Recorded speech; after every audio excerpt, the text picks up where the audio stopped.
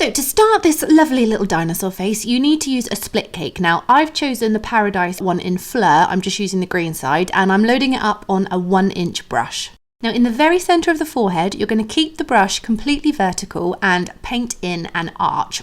Next, leave a little gap and paint in another arch slightly down, and continue this until you've come all the way to the outside edge of the eyes.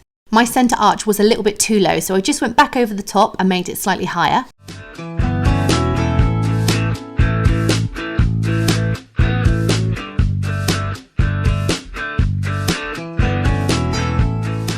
And then in all the gaps between, you're going to fill these in with a U shape.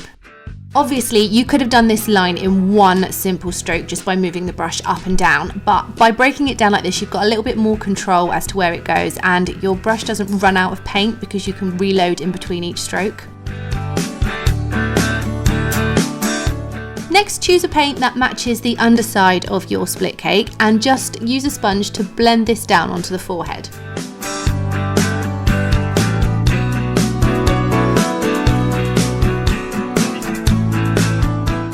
With the brush, paint an arch that connects one eyebrow to the other.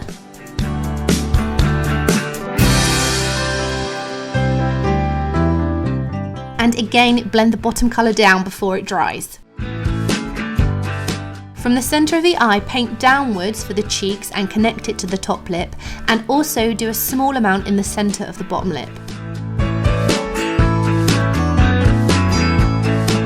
And then go ahead and fill in any remaining space with a sponge. At this point I decided I wanted to paint in the eyelids, but really I should have done this when I was using the brush originally to save time. Next, load up a sponge with a split cake and use a stencil to create some scales on the forehead and the cheeks.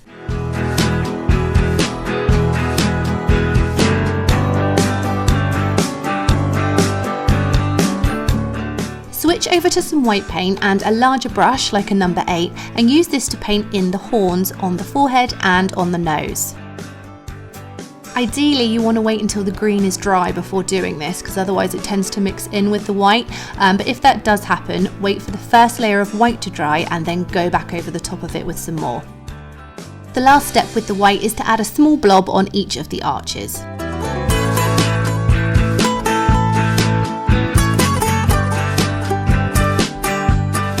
Next, use some black and a smaller brush like a number 3 and go ahead and give everything an outline.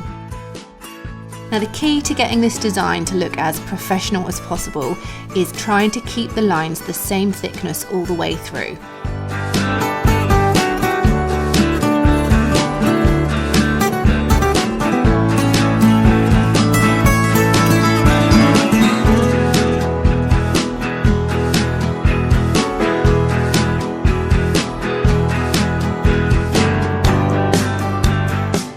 Next, I added 2 little nostrils either side of my nose, and I used a fluffy brush to blend them out. Now, if you get a little bit excited with the blending and blend too much like I did, then you can just re-outline. Add some very thin feathery lines to the base of the horns for a little bit of texture. And then the very last thing I did, which is by no means essential, is run some green underneath my eyes because I had a gap and it was bugging me. And there you have a very cute Triceratops. Although I should do a Tyrannosaurus as well, that'd be cool.